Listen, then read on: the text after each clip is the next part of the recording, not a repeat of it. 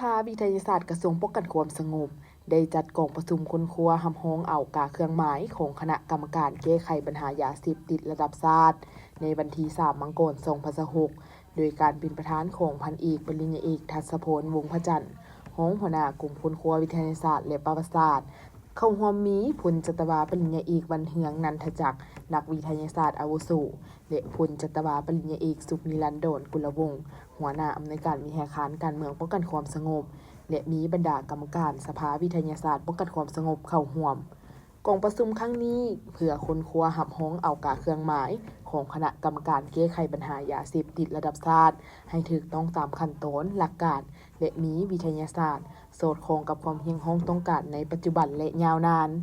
ในนี้ได้ค้นคว้าในรูปแบบต่างๆของกาหมายโดยเฉพาะเมนด้านเนื้อในความหมายรูปแบบสีสันและอื่นๆเพื่อให้มีความสอดคล้องกับลักษณะรวมของชาติและลักษณะเฉพาะของเวียงงานแขนงการที่เกี่ยวข้องผ่านการค้นคว้าและพิจารณาสามารถค้นคว้าได้3รูปแบบกาหมายที่จะนำเสนอต่อกองประชุมคณะประจำพรรคกระทรวงป้องกันความสงบเพื่อค้นคว้าพิจารณาและตกลงหับฮ้องเอา